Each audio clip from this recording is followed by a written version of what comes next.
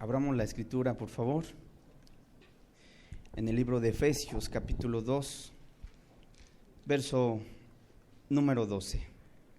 El tema de esta mañana lo hemos titulado La esperanza viva, y es un tema que está enfocado para todos aquellos cristianos que sufren, que padecen, que batallan con todas sus fuerzas, que lloran, que gimen a causa de las aflicciones.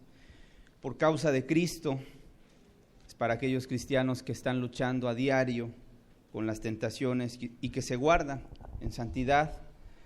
Para ellos es la enseñanza esta mañana. Dice la Escritura, Efesios capítulo 2, verso 12, en aquel tiempo estabais sin Cristo, alejados de la ciudadanía de Israel y ajenos a los pactos de la promesa, sin esperanza y sin Dios en el mundo.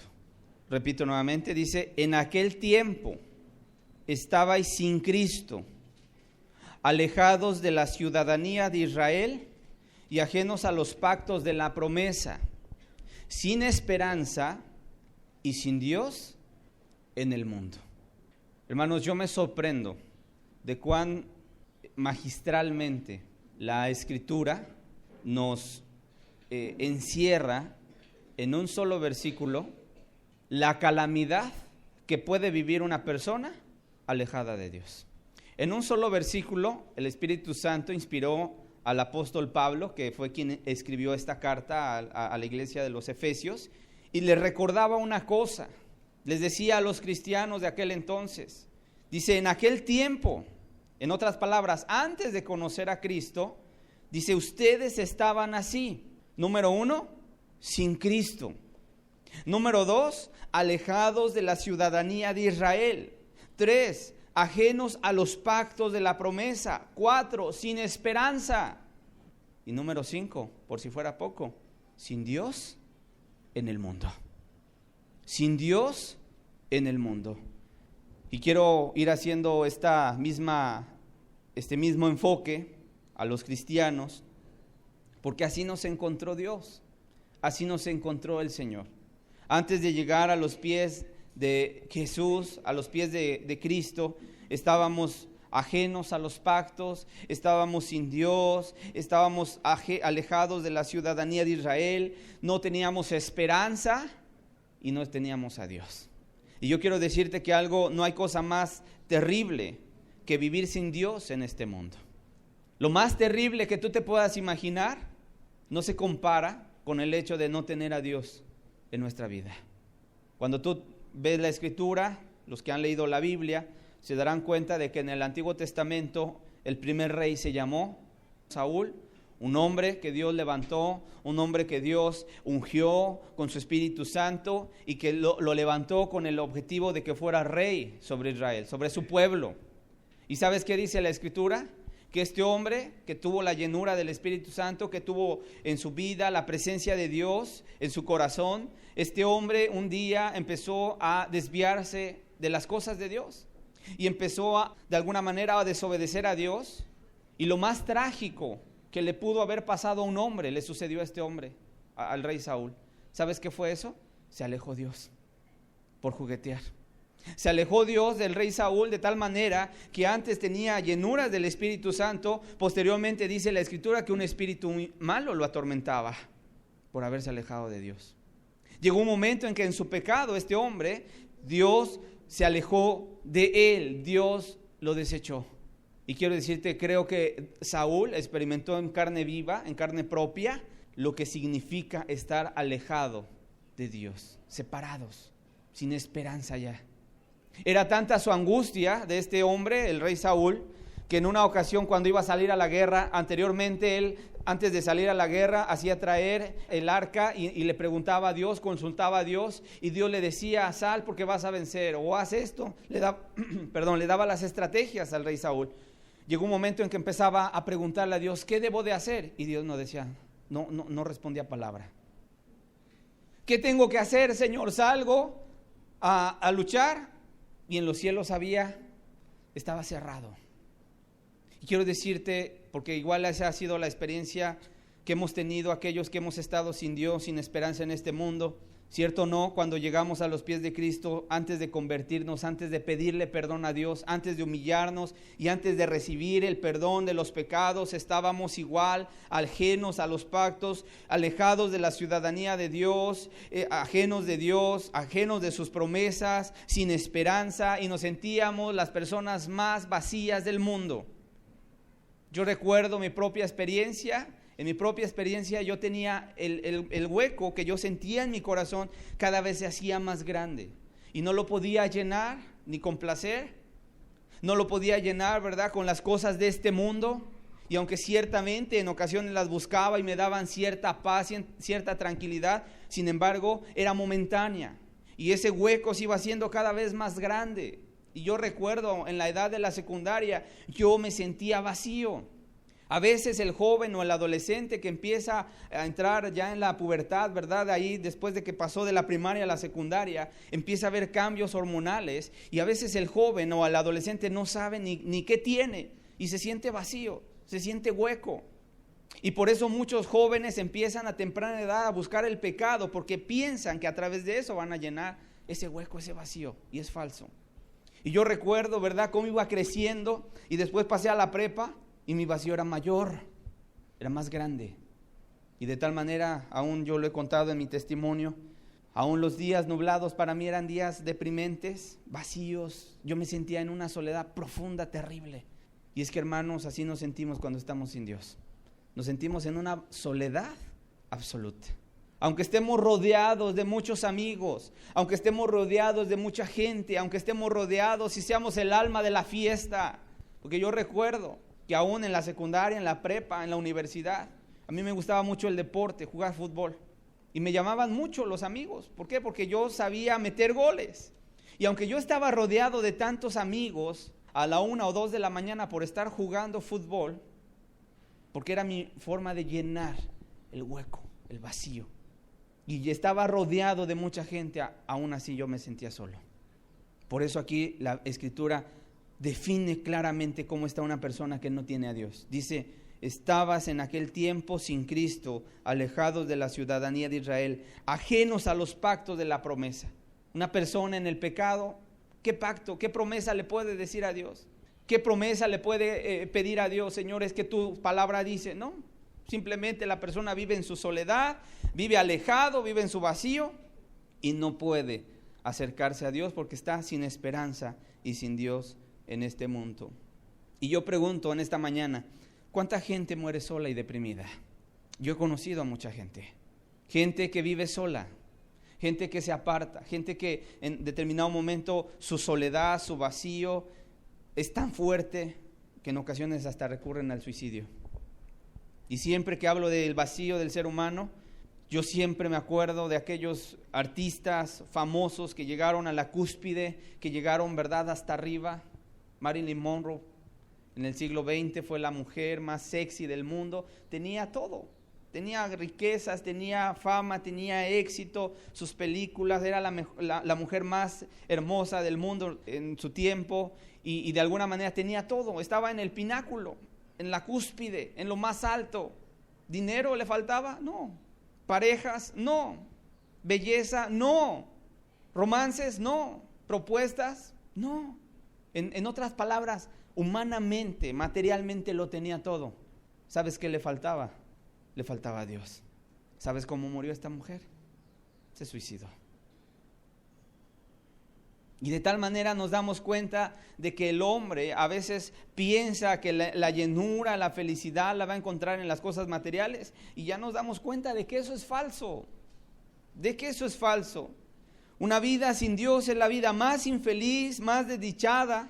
Y quiero decirte, así estábamos muchos cristianos hace mucho tiempo.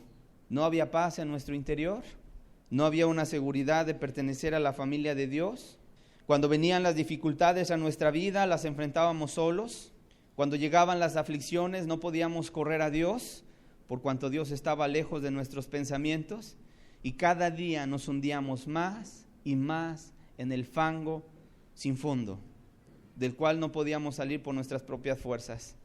Pero mira lo que dice el verso 13, después de que el Espíritu Santo le recuerda a la iglesia de los Efesios cómo estaban.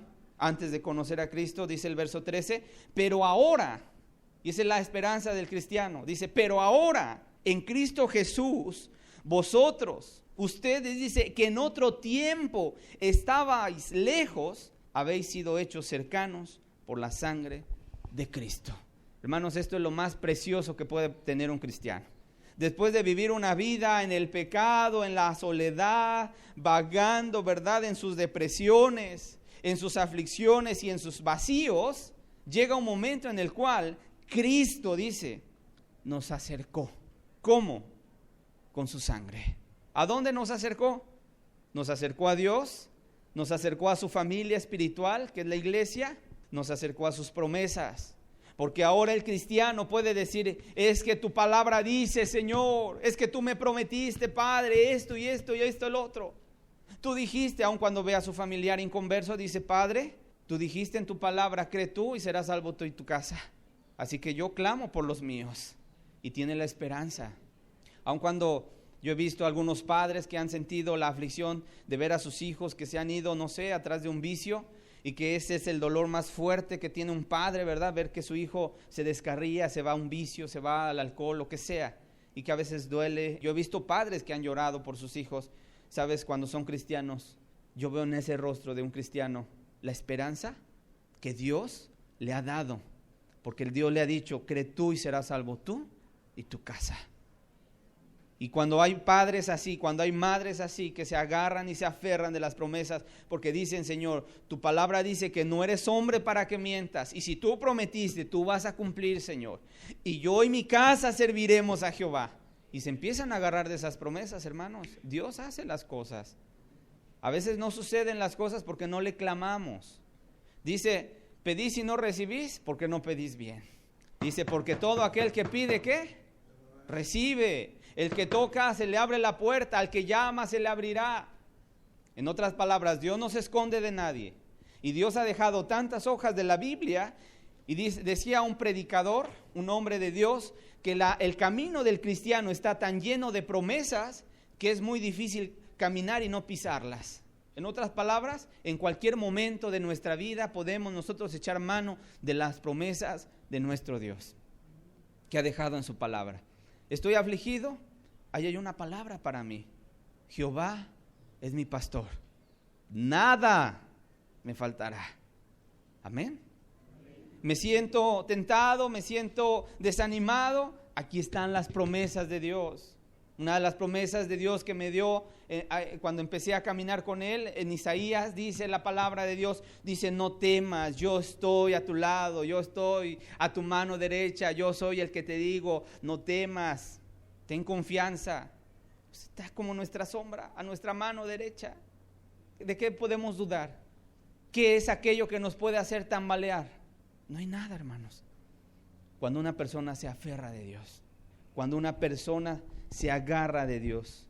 Por eso dice el verso 13, pero ahora en Cristo Jesús, vosotros que en otro tiempo estabais lejos, habéis sido hechos cercanos por la sangre de Cristo.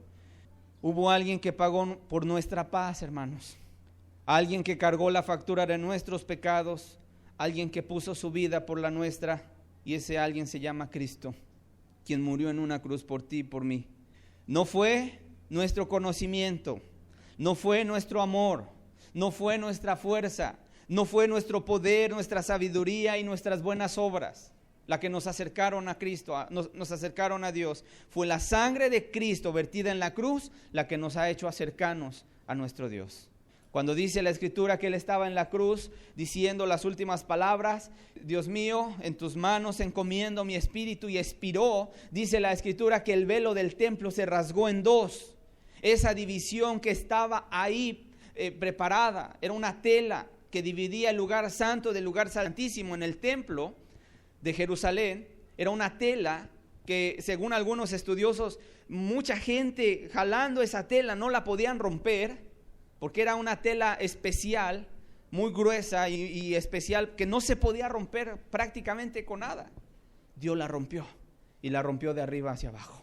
En otras palabras, diciendo, se acaba esta división que hay entre el lugar santo y el lugar santísimo. La gente se podía acercar al lugar santo, pero no al lugar santísimo. Al lugar santísimo solamente entraba el sacerdote una vez al año para entrar por palabra de Dios, para ministrar a Dios y salir con palabra para el pueblo. Una vez al año. Y si entraba y el sacerdote no iba preparado, en ese momento caía y expiraba. Una vez al año, hermanos. Cuando muere Cristo, Dios rompe la separación del lugar santo y del lugar santísimo, de tal manera que manda un mensaje a toda la humanidad. Ahora todos pueden entrar a la presencia de Dios. Ahora, a través de la sangre de Cristo, a través de la cruz del Calvario, pueden entrar, acercarnos a Dios. Ahora estamos con Dios, ahora tenemos sus promesas, que por cierto dice el apóstol Pedro, que son grandísimas y que son preciosas sus promesas. Amén. Y que ahora tenemos una esperanza viva. Amados hermanos, ahora que estamos en Cristo, vivimos tiempos difíciles, no los podemos negar. Levante su mano, ¿quién no ha vivido un tiempo difícil en estos días? Todos hemos vivido tiempos difíciles. Todos. Y por lo tanto tenemos que echar mano de la esperanza de que un día estaremos con Cristo por toda la eternidad. Amén. Para que nuestras almas no desmayen. Vamos a 1 de Pedro, capítulo 1, por favor. 1 de Pedro, capítulo 1, verso 3 al verso 9. Dice, bendito el Dios y Padre de nuestro Señor Jesucristo, que según su grande misericordia nos hizo renacer para una esperanza, ¿cómo la titula? Una esperanza viva. El cristiano no tiene una esperanza muerta. Su esperanza, ¿cómo es? Es viva. Una esperanza viva por la resurrección de Jesucristo de los muertos, para una herencia incorruptible, incontaminada e inmarcesible, reservada en los cielos para nosotros, para ustedes, para vosotros, dice, que sois guardados por el poder de Dios mediante la fe, para alcanzar la salvación que está preparada para ser manifestada en el tiempo postrero, el cual vosotros os alegráis, aunque ahora por un poco de tiempo, si es necesario, tengáis que ser afligidos en diversas pruebas, para que sometida a prueba vuestra fe, mucho más preciosa que el oro, el cual aún perecedero se prueba con fuego, sea hallada en alabanza, gloria y honra cuando sea manifestado Jesucristo, a quien amáis sin haberle visto, en quien creyendo, aunque ahora no lo veáis, os alegráis con gozo inefable y glorioso, obteniendo el fin de vuestra fe, que es la salvación de vuestras almas. Lo traduzco en palabras más cortas, más sencillas. Está diciendo el apóstol Pedro a la iglesia, nos está diciendo a nosotros, miren, ustedes han recibido una esperanza viva. Esa esperanza es porque Cristo resucitó de los muertos. Y por cuanto Cristo resucitó de los muertos, Él te da una herencia. ¿Qué hace un padre? ¿Un padre le da qué? La herencia a los hijos. Bueno, Jesús o nuestro Padre Celestial nos ha dado una herencia. Y esa herencia dice que es incontaminada, incorruptible, inmarcesible. ¿Cuál es esa herencia? Se llama la salvación. Esa es la herencia, la salvación. Y la salvación que de alguna manera nos tiene preparada Dios, dice el verso 8, dice, a quien amáis sin haberle visto. ¿Quién ha visto a Jesucristo? Pues yo solamente creo lo que dice la Escritura. Y creo que Cristo murió por mis pecados. Y yo le amo, por cuanto Él murió por mí, por cuanto Él dio su vida por mí y puso hasta la última gota de su sangre por mí. Y yo le amo, porque no pudo haber sido pagado el precio de mi rescate del alma por nada excepto por la sangre de Cristo. ¿Cuánto dinero hubiéramos necesitado para pagar el precio de nuestra alma? Yo te pregunto, ¿cómo se calculará el precio de tu alma? Yo siempre me pongo a imaginar y me pongo a analizar y llego a esta conclusión. ¿Por qué los productos chinos son económicos? ¿Sabes por qué? Porque duran poco tiempo. Si hay una comparación de un producto con otro y dicen es que este fue fabricado en México o en Alemania, ese producto es chino. Cuando te dicen ese producto es chino, te están diciendo ese producto es económico, pero te va a durar poco.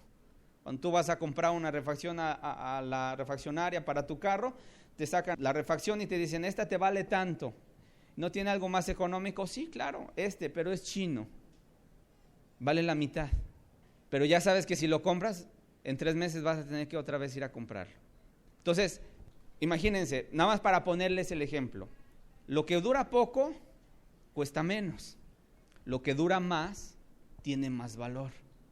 ¿Ok? En esta lógica, ¿cuánto costará tu alma que es eterna, que nunca va a acabar? ¿Cuánto valorará Dios tu alma? ¿Sabes cuánto la valora? Al precio de sangre de Cristo. La única manera de poder adquirir nuestra salvación, porque sabes, hay una palabra que a mí me gusta mucho que se llama redimir. La palabra de redimir quiere decir comprar, adquirir. Y Cristo nos redimió con su sangre, dice, ¿no? En otras palabras, estábamos nosotros en el poder del enemigo, en las tinieblas, y entonces Dios fue a negociar y pagó el precio por nuestro rescate. Estas palabras a lo mejor a nosotros no nos suenan mucho, pero en aquel entonces eran muy entendibles. Cuando la persona decía es que voy a redimir, voy a comprar, compraban. Y entonces la gente pagaba. ¿Y sabes cuánto pagó Dios por nosotros? ¿Cuánto pagó Dios por ti? ¿Cuánto pagó Dios por mí? Pagó la sangre del Cordero de Dios, la sangre de Jesús. Solamente es lo único que podía cubrir la cuota de nuestra alma. Una cuota muy alta, por cierto. La eternidad, solamente algo eterno podía pagar algo eterno. Y por cierto, la Escritura dice que si no hay derramamiento de sangre, no se hace remisión de pecados. Porque el alma que pecare, esa morirá.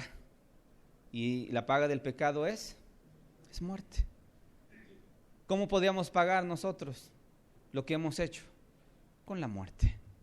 Pero Dios, no queriendo la muerte sobre nosotros, nos quería dar vida y lo logró a través de Cristo. Por eso dice aquí la Escritura que nos hizo renacer para una esperanza viva. ¿Qué debemos entender por esperanza? Es algo que no se ve, pero que Dios nos ha prometido. Nuestra esperanza es que un día podamos estar cara a cara con Cristo y podamos adorarle. Esa es la esperanza. Así como hace un rato estuvimos alabando a Dios, ¿cuántos de ustedes sentían su presencia? Yo sentía su presencia. Bueno, es nada más una pizquita, una probadita de lo que Dios nos tiene reservado allá en los cielos. El hecho de sentir su presencia, que en ocasiones en una oración estás orando, estás pidiéndole a Dios y llega un momento en el cual ya no hay palabras, sino tal vez solamente lágrimas, hay solamente gratitud, hay solamente una expresión que viene de lo profundo de tu corazón. Bueno, esa es una probadita de lo que allá arriba en el cielo nos está esperando. Y yo creo que nadie de los que estamos sentados, espero, ¿verdad?, que solamente vengamos a pasar el tiempo, sino que todos los que estamos aquí sentados queremos un día ver cara a Cristo y adorarle y decirle: Señor, yo sé que tú fuiste a la tierra a morir por mí y hoy estoy aquí y he venido a adorarte, Señor. A veces yo me pongo a analizar o a reflexionar cómo será el cielo. No, el cielo no va a ser como a veces lo ponen, que van a estar la gente flotando como en las nubes. No, la Biblia dice que el cielo es una ciudad y que hay calles de oro, mar de cristal. Y Jesús dijo: voy a preparar morada. O sea que hay moradas, ¿verdad?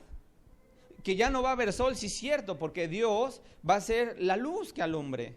No va a haber día ni noche, porque ya no vamos a tener este cuerpo que se cansa, que se fatiga, que va a trabajar y que pues llega el momento en que nos cansamos y necesitamos reponernos con el sueño. Ahí ya no vamos a tener un cuerpo como este cuerpo de carne, ¿verdad?, que se fatiga, sino ese será un cuerpo incorruptible. Ya no se va a enfermar. Dice que ya no va a haber lágrimas, ya no va a haber dolor, ya no va a haber muerte, ya no va a haber enfermedad. Ya no vamos a estar estornudando. Ya no vamos a estar ahí, ¿verdad?, con la escurrimiento nasal o tirados en cama. Ahí va a ser una vida plena, como la que siempre Dios quiso tener con la raza humana. ¿Sabías que Dios había querido eso? Cuando crea a Adán y a Eva, los pone en el huerto del Edén y dice que Dios plantó de lo más escogido que Él había creado, plantó un huerto y ahí puso al hombre, puso a su mujer. Y quería vivir con ellos para toda la eternidad. La muerte no estaba pensada en un inicio para la raza humana. ¿Sabes cuándo entró la muerte? Cuando entró el pecado. Pero si Adán y Eva no hubieran pecado, no hubieran muerto. La muerte entra a causa del pecado. Por eso después Dios los tiene que echar fuera del huerto, porque dice, no vaya a ser que ahora extiendan su mano y agarren del fruto de la vida y vivan y para siempre, pero en pecado. Es terrible vivir en pecado para siempre. Por eso Dios mete y trae ahora el tema de la muerte, según Romanos 5. Dice que a causa del pecado entró la muerte. Entonces, la Biblia dice que allá ya no va a haber muerte en el cielo. Ya no va a haber lágrimas, ya no va a haber enfermedad. ¿Cuántos quieren estar en ese lugar? Hermano, yo soy el primero. Porque también dice que hay otro lugar. Y ahí sí va a ser lloro, crujir de dientes, van a ser las tinieblas de afuera. Dice la Escritura que va a haber una cama de gusanos, que se van a comer a la gente que esté ahí, o el alma que esté ahí, etcétera, etcétera. Entonces hay dos lugares. Y no solamente yo creo en el cielo, yo también creo que hay un infierno. Y yo no solamente le digo, Señor, no quiero irme al infierno, porque yo sé que mis pecados pasados ameritaban que yo estuviera en el infierno. Pero conozco la misericordia de Dios, que el infierno, Dios no lo creó para el hombre. ¿Sabías eso? Dios creó y diseñó el infierno para Satanás y sus ángeles. Pero a causa del pecado, el hombre va a ese lugar. Y dice que la luz vino al mundo, pero los hombres amaron más las tinieblas que la luz. De tal manera que el que se va a perder porque quiere. Hay gente que dice, no, es que están predestinados. No. Es que la Escritura dice que la luz vino al mundo, pero los hombres amaron más su pecado. Amaron más las tinieblas que la luz. No se quisieron abrazar de Dios, de Cristo, y decir, Señor, sálvame. Y entonces la condenación es, por cuanto la gente no amó la luz, no recibió la luz, entonces se condenó. Es tan grande, hermanos, tan ancho el amor de Dios, que difícilmente nos podemos salir de él. Pero y aún con todo y eso, la gente se sale del amor de Dios. Es tan alto el amor de Dios, ¿verdad?, que es difícil brincarle, pero aún así la gente brinca. Es algo terrible. Sin embargo, volviendo al tema, el verso 6 dice, de primera de Pedro 1, verso 6, dice, en lo cual vosotros os alegráis. ¿Cuántos nos alegramos de estar un día en el cielo, de conocer a Dios, de mirarle el rostro, de conocer a Cristo, de alabarlo, de estar como María un día estuvo a sus pies? Dice, aunque ahora por un poco de tiempo, si es necesario, tengáis que ser afligidos en diversas pruebas. Hermanos, por un lado, estamos describiendo cómo estábamos nuestra vida antes de conocer a Cristo, que era terrible, sin esperanza y sin Dios en el mundo. No teníamos cómo echar mano cuando venían las aflicciones y vivíamos una soledad espantosa. Después estamos describiendo que llegó un momento en que Cristo vino y nos rescató y que ahora somos las personas más dichosas y felices y que tenemos una esperanza de que si yo muero el día de hoy, yo sé que mi Redentor vive y que Él me prometió que el que cree en Él, aunque esté muerto, ¿qué? Vivirá. Amén. Y por eso cuando vamos a las funerales de los cristianos, pues a veces, lejos de estar llorando, pues estamos cántele y cántele a Dios. ¿Por qué? Porque sabemos que ese cristiano dichoso es porque ya está en la presencia de Dios. Cuando vamos al funeral de alguien que no sabemos si se haya arrepentido y a lo mejor estamos en duda, pues ahí sí hay a lo mejor hasta lágrimas porque sabemos que puede ser que su alma esté en tormento ya. Entonces, esa es la diferencia, hermanos. La esperanza del cristiano, aunque esté muerto, va a vivir. Aunque esté muerto, aunque esté enterrado bajo 3 metros y encima tierra, ¿verdad? Llegará un momento en que escuchará la voz de Dios que le diga, vengan, y se levante y vaya a recibirlo allá en las nubes. Y esté por toda la eternidad, dice la Escritura. Esa es nuestra esperanza. Sin embargo, también queremos, como tercer punto, decir que las aflicciones en esta tierra no se van a quitar por cuanto somos cristianos. Mucha gente piensa y dice, es que yo pensé que ya no iba a haber tentaciones, es que volviéndome cristiano pues ya no iba a haber problemas, y es que yo pensé que me iba a ir bien en mi trabajo y hasta me corrieron ya por ser cristiano. Y empecé a buscar a Dios y me convertí a Dios y ahora soy un seguidor de Dios y mira, ¿sabes qué? A veces no tengo ni un peso partido por la mitad. ¿Qué sucede? no sucede otra cosa más que el hecho de que Dios nos está capacitando en la obediencia, en la fe. Hermanos, ha llegado momentos, te lo digo desde mi propia experiencia, ha llegado momentos en mi vida, en la vida de mi familia, que a veces no hemos tenido ni siquiera para comer. Y sin embargo hemos comido las 3 comidas, o 2, pero nunca nos hemos quedado sin comer. Es impresionante ver cómo Dios obra. La gente a veces se preocupa porque vienen las aflicciones. Aquí dice, en el cual vosotros os alegráis. Sí, allá en el cielo, allá está tu salvación, allá te está esperando Dios, allá está, ¿verdad?, esperándote una corona, la cual Dios te va a dar y te va a recibir cuando te diga, bien hecho, buen siervo y fiel, entra en el gozo de tu Señor, y aquí está tu corona. Y te van a dar una piedrecita, dice la Escritura, donde va a estar escrito tu nombre que nadie sabe, solamente Dios y tú. Y el recibimiento que va a haber allá en los cielos va a ser impresionante. Imagínate los ángeles gritando, alabando a Dios por ver que vas a entrar. Y es algo precioso. Y para estar por siempre con Él, por toda la eternidad. Nos alegramos de eso, hermanos. Sin embargo, estamos todavía en la tierra. Sin embargo, todavía estamos en este mundo. Y en este mundo hay aflicciones. En este mundo hay problemas. En este mundo hay enfermedades, en este mundo hay de todo. Y tanto la sufre la sufre el no cristiano como la sufre el cristiano. El cristiano no puede decir, Señor, pero si yo te busco, ¿por qué me vino este mal? ¿Por qué me vino este cáncer? Dios lo sabe. Dios lo sabe. Y no es agradable. Y no es fácil sobrellevar eso. Decir, oye, me vino este cáncer. Seguramente no va a estar diciendo, bravo.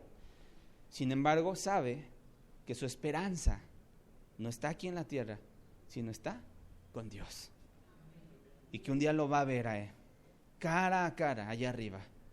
¿Por qué no puedo salir de esta enfermedad? ¿Por qué pido oración y no me sano, no me curo? ¿Dios no me querrá sanar a mí? Tal vez no. Oye, Pablo, que era Pablo, 3 veces le oró a Dios, quítame esta enfermedad, quítame este aguijón en la carne. Muchos teólogos dicen que se trataba de una enfermedad en los ojos, que Pablo estaba quedando ciego y que le pedía a Dios, quítame esta enfermedad. Y no se la quitó. Y como respuesta Dios le dijo, bástate mi gracia, porque mi poder se perfecciona en la debilidad. Cuando nos sentimos fuertes, nos sentimos independientes de Dios. Cuando nos sentimos débiles, cuando nos sentimos faltos, cuando nos sentimos torpes, cuando nos sentimos, ¿verdad?, como que decimos somos un gusano. Ahí es cuando vemos el poder de nuestro Dios, porque es cuando nos levanta. A veces no sabemos, hermanos, por qué Dios no quita alguna enfermedad, un padecimiento, porque aparentemente, entre comillas lo digo, no soluciona un problema. Recuerdo un hermano que tenía a cargo una nieta, era un anciano, una persona, un hombre adulto ya, y la nieta estaba descarriada completamente, una jovencita, a lo mejor unos 19, 20 años, descarriada completamente. Y este matrimonio de ancianos, de abuelitos, eran cristianos, tenían su confianza en Dios y oraban siempre, y oraban siempre, y oraban siempre. Y pues llegó un momento en que el anciano se enfermó y empezó a decaer su salud. Y su única oración, su única preocupación era su nieta, que volviera al camino de Dios. Y sabes, murió y no vio a su nieta volver al camino. Sin embargo, su esposa de este hermano que murió sí alcanzó a ver las oraciones que nunca cayeron en saco roto, sino cayeron en los oídos de un Dios que siempre se acuerda de aquellos que le buscan. Aunque ese hombre de Dios murió y no vio contestada su oración en esta tierra para él, sin embargo sus oraciones no quedaron al aire.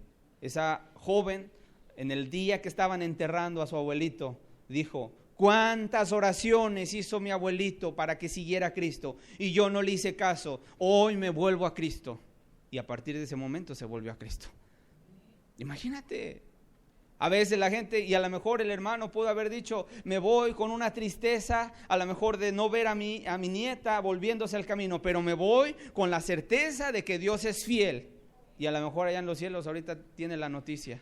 ¿Sabes qué? Tu nieta, en el momento que tú te fuiste, ella se volvió. Tenemos un Dios grande y tenemos una esperanza viva, una esperanza que no está muerta, que no está seca, sino una esperanza que Dios nos ha dado y que es una esperanza viva. Las aflicciones, dice aquí el verso 6, dice, aunque ahora por un poco de tiempo, si es necesario, tengáis que ser afligidos en diversas pruebas. Cada día que pasa, hermanos, no importa por el momento que estés atravesando, que estés pasando, cada día que transcurre, lo tenemos que ver como un paso que damos hacia la eternidad.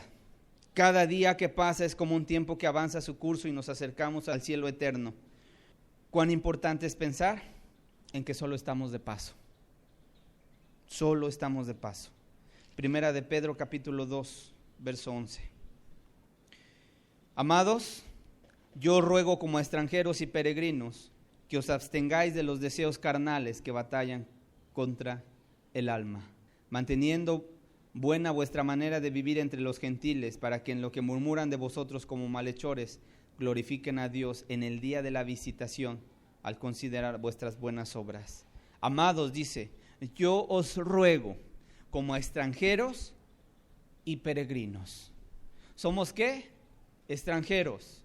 Y somos peregrinos en esta tierra. ¿Sabes qué es un extranjero? Si nosotros vemos un estadounidense, un canadiense, un alemán, decimos, este es un extranjero. No nació aquí. Su nacionalidad no es mexicana. Viene de otro lado. Bueno, cuando dice que somos extranjeros, quiere decir que sí, cierto, somos mexicanos, pero nuestra nacionalidad, el cristiano sabe que está ¿dónde? Que es un ciudadano del reino de los cielos, que aquí vino y está de paso. ¿Sabes qué es un peregrino? Alguien que va como un viajero, pero que no tiene una morada aquí. Entonces dice la Escritura, yo te ruego como un extranjero, siéntete como extranjero en esta tierra. No seas como la mujer de Lot. ¿Cómo era la mujer de Lot? ¿Sabías que cuando ya venía el juicio, el ángel agarró la mano de la mujer de Lot, agarraron a Lot y sus hijas, y ahí van los ángeles casi jalando a la familia de Lot? Venía el juicio, ya venía las bolas de fuego para consumir Sodoma y Gomorra, y no se querían salir de la ciudad. Todavía estaban pensando que el yerno, que si la boda, decía Dios, sálganse. Y ahí van corriendo los ángeles con ellos y dicen, no volteen atrás. ¿Y sabes qué hizo la mujer de Lot? Volteó atrás. ¿Por qué? Porque su corazón estaba ahí. No se quiso deshacer de las cosas del mundo, sino que ancló su vida, ancló su corazón, y por lo tanto cuando empezó a ver que caía fuego del cielo, seguramente dijo, mi casa, mis amigos, mi comadre, y quedó convertida en una estatua de sal. El juicio inmediatamente vino sobre ella. ¿Cuánta gente no se siente como extranjero en esta tierra? Piensan que son eternos, piensan, ¿verdad? Y se aferran tanto, trabajan día y noche para edificar, para construir. Y no es que esté mal el hecho de trabajar, ¿verdad? Y el hecho de construir, el hecho de tener una casa, un patrimonio, no. Pero ¿cuánta gente ancla su corazón en eso? ¿Cuánta gente se desvive por eso? Hermanos, los cristianos sabemos que nuestra morada no está en la tierra, nuestra morada está en los cielos. Y dice la Escritura en Colosenses 3, si podéis haber resucitado con Cristo, buscad las cosas de arriba y no las de la tierra. Invirtamos en las cosas de arriba. Tu mirada no debes distraerla en el mundo pasa y sus deseos, pero el que hace la voluntad de Dios permanece para siempre. Te dejo una reflexión. ¿Dónde estarás en 50 años? 50 años son así, mira, tronar de dedos. Yo te pregunto, de aquí a 50 años, ¿dónde piensas que tú estarás? La Biblia dice que nuestra edad es como nada delante de Dios. Este mundo se va a terminar. El tiempo corre, sigue su marcha, no se detiene. Bueno, ya no le pongamos 50. En 30 años, ¿dónde estarás? ¿Sabías tú que en 50 años muchos de los que hoy estamos aquí ya no estaremos? A tanto estarán los que están ahorita en la dominical o en el cunero. Pero muchos de los que hoy estamos aquí ya no estaremos. En 30 años, igual, muchos de los que hoy estamos aquí y que nos vemos y nos saludamos y convivimos y comemos, lo que quieras, ya no vamos a estar. Es más, muchos o algunos de los presentes, a lo mejor ni siquiera en 5 años. Nuestra edad es como nada. ¿Qué son 5 años? Por eso hay que prepararnos para la eternidad con esta esperanza viva. Evangelio de Juan capítulo 14.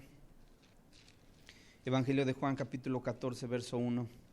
No se turbe vuestro corazón. ¿Creéis en Dios? Creed también en mí. En la casa de mi Padre muchas moradas hay. Si así no fuera, yo os lo hubiera dicho. Voy pues a preparar lugar para vosotros. Y si me fuere y os prepararé lugar, vendré otra vez y os tomaré a mí mismo, para que donde yo estoy, vosotros también estéis. En la casa de mi Padre muchas moradas hay, dijo Jesús.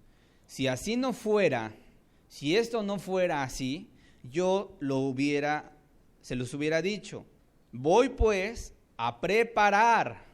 ¿A qué fue Jesús? A preparar lugar para vosotros. ¿Te das cuenta? De que Dios no solamente nos va a recibir y vamos a llegar y vamos a tocar y va a decir, ya llegaron, permítanme. No, Él ya se fue anticipadamente a preparar un lugar, una morada para ti, para mí. Es precioso esto. No le vamos a caer de sorpresa. Él ya tiene todo preparado. Dice, y si me fuere y os preparare el lugar, obviamente vendré otra vez, dice, y los tomaré a mí mismo, o sea, los llevaré conmigo, para que donde yo estoy, vosotros también estéis. Cristo nos prometió una morada en los cielos. Él fue a preparar la morada. Te repito, tu ciudadanía no está aquí en la tierra. ¿Estamos orgullosos de ser mexicanos? ¿Verdad que sí? Pero yo estoy más orgulloso de ser ciudadano de la ciudad que Cristo nos preparó allá, nos prometió allá en el cielo. Colosenses capítulo 3, verso 1. Si pues habéis resucitado con Cristo, buscar las cosas de arriba, donde está Cristo sentado a la diestra de Dios. Poner la mira en las cosas de arriba, no en las de la tierra, porque habéis muerto y vuestra vida está escondida con Cristo en Dios. Cuando Cristo vuestra vida se manifieste, entonces vosotros también seréis manifestados con Él en gloria. Allá está nuestro futuro, hermanos. Allá está nuestro bienestar. Allá está nuestra seguridad. No está en la cuenta bancaria o en los bienes de esta tierra. ¿Cuánta gente anda comprando hoy un seguro? Y para todo ya está asegurada. El seguro del patrimonio, de la casa, de las ventanas, de las puertas, el del seguro del carro. El día de hoy, ¿sabes por qué está aflorando este negocio de los seguros? Porque la gente anda buscando seguridad, porque la gente se siente insegura, porque la gente dice, bueno, ¿qué va a pasar de mi futuro? Y si me muero, ¿qué va a pasar con mi familia? Entonces la gente compra seguros. Pero ¿sabes cuál es el mejor seguro que podemos tener? El que Dios nos da. No nos los vende, el que Dios nos los da. Ese es el mejor seguro. Ahí está asegurada nuestra familia, ahí está asegurado, ¿verdad? Nuestro futuro, nuestra alma, la salvación, etcétera. Y el día que muramos vamos a estar allá recibiendo los beneficios que Él nos ha prometido.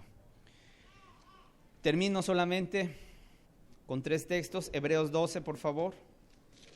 Hebreos capítulo 11, verso 32. A lo largo de la historia del cristianismo, muchos cristianos han atravesado por estas circunstancias. Te cuento rápidamente, hubo un tiempo de persecución al inicio del cristianismo y hubo un coliseo llamado el Coliseo Romano allá en la ciudad de Roma, donde era como un estadio de fútbol, se cuenta el Estadio Azteca, donde la gente, los romanos de la clase alta, los nobles, se reunían para entrar a ver funciones. Y entraban a ese circo y la función inicialmente era de ver gladiadores que luchaban entre sí o peleaban con fieras.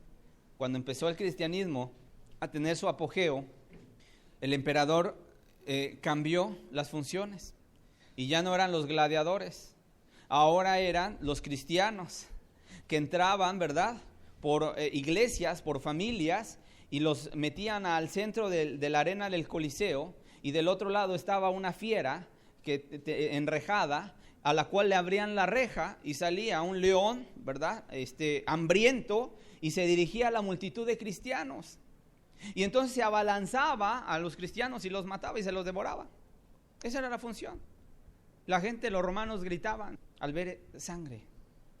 Imagínate tú un grupo de cristianos, una iglesia como esta, que en determinado momento llegaban los soldados y nos llevaban a todos hacia el Coliseo. Imagínate los pensamientos, imagínate la angustia, imagínate ver un padre a su hijo pequeño y saber que les espera la muerte. ¿Sabías tú que en Roma, en aquella época, los cristianos buscaron esconderse y empezaron a hacer hoyos debajo de la ciudad? Catacumbas se les conoce. Hicieron túneles debajo de la ciudad de Roma, hasta la fecha existen, pero ya son como un museo. Hicieron excavaciones, túneles, donde la gente, los cristianos, tuvieron que vivir, porque hubo una persecución terrible, una persecución sangrienta, los mataban, terrible, y sin embargo, tenían su confianza en Cristo. Sin embargo, en ese tiempo ser cristiano era ser cristiano, no era ser religioso, no era a medias tintas, era cristianos, fervientes, radicales, celosos, porque sabían que no podían jugar. Imagínate un religioso de nuestra época, inmediatamente cuando lo llevaban a la arena, seguramente renegaba a Cristo, que lo conocía, y a lo mejor hasta como Pedro llegaba a maldecir. No, era gente que sabía en quién habían creído. Se cuenta, hay testimonios de que en ocasiones metían a estos cristianos a la arena del Coliseo y los hombres más fuertes se ponían al frente a hacer valla. En medio estaban los ancianos, estaban los niños y estaban las mujeres. Y cuando venía la fiera, los cristianos, los hombres, los varones, luchaban contra las fieras. Y era a veces el hecho de agarrar a la fiera y luchar con ellos, y a veces ganaba el cristiano, pero le soltaban otra fiera. Pero el mensaje era: primero estoy yo para proteger a mis hermanos. O a veces los quemaban. Y a veces en medio de esas torturas terribles se ponían a cantar a Dios. Se ponían a alabar a Dios. De tal manera que de la arena del Coliseo pasaban directamente al cielo. Hermanos, realmente eso es una vida de fe. A veces la gente, ¿verdad?, ya en nuestra época, con tantito, el pastor no me habló, ya me siento mal, no, yo creo que ya mejor no voy a la iglesia. Hermanos, así estamos viviendo el día de hoy. Cuánta gente, ¿verdad?, si no le hablas, si no lo saludas, si no lo visitas, se tambalea y dice: mejor ya no voy, nadie me visitó, estuvo enfermo, nadie preguntó por mí. Y no es justificante, hay que estar al tanto. La iglesia, para eso estamos, para estar al tanto los unos de los otros. Pero en ocasiones, imagínate, yo me pregunto, ¿dónde estaría el pastor cuando se llevaron a la iglesia o cuando se estaban comiendo los leones hambrientos aquellos cristianos? Seguramente estaba levantando otra misión, no lo sé. Pero ese es tener una confianza de que sé en quién he creído, y sé quién es mi Salvador, y sé con quién soy deudor de Cristo. Y a Él me debo, y a Él le alabo, y a Él le honro, y esté mi hermano o no esté mi hermano, yo le voy a seguir siendo fiel a mi Dios. De tal manera, hermanos, que solamente así podemos llegar a la meta. Solamente así. Imagínate ahí, reunidos, los ancianos, ¿verdad?, las mujeres, los niños y los hombres al frente, diciendo: primero me tragas a mí, antes que te puedas devorar a mis hermanos. Qué precioso. De tal manera que cuando muchos romanos veían eso, se convertían al cristianismo, porque decían: esta clase de amor no la habíamos visto, esta clase de valentía no la habíamos visto. Y los cristianos luchaban contra las fieras, pero en ocasiones venía un gladiador a querer hacerles frente y con ellos no ponían resistencia, se dejaban que los mataran. De tal manera que hubo un momento en que pararon esas cruentas torturas, porque decía un emperador, es que la sangre de los mártires es semilla del evangelio. Mientras más mártires mato, mientras más cristianos matamos y corre su sangre, más gente se vuelve cristiana, porque veían la fe de ellos. Y fíjate aquí en Hebreos 11, verso 32, dice, ¿y qué más digo? Porque el tiempo me faltaría contando de Gedeón, de Barak, de Sansón, de Jefté, de David, así como de Samuel y de los profetas, que por fe conquistaron reinos, hicieron justicia, alcanzaron promesas, taparon bocas de leones, apagaron fuegos impetuosos, evitaron filos de espada, sacaron fuerzas de debilidad, se hicieron fuertes en batallas, pusieron en fuga ejércitos extranjeros. Las mujeres recibieron sus muertos mediante resurrección, mas otros fueron atormentados, no aceptando el rescate, a fin de obtener mejor resurrección. Otros experimentaron vituperios, azotes, y además de esto prisiones y cárceles. Fueron apedreados, aserrados, puestos a prueba, muertos a filos de espada, anduvieron de acá para allá cubiertos de pieles de ovejas y de cabras, pobres, angustiados, maltratados, de los cuales el mundo no era digno, errando por los desiertos, por los montes, por las cuevas y por las cavernas de la tierra. Y todos estos, aunque alcanzaron buen testimonio mediante la fe, no recibieron lo prometido, proveyendo Dios alguna cosa mejor para nosotros, para que no fuesen ellos perfeccionados aparte de nosotros. ¿Cómo ves la lista, hermano? ¿Estamos en aflicción? ¿Estamos en este mundo para pasar aflicciones? ¿Verdad que sí?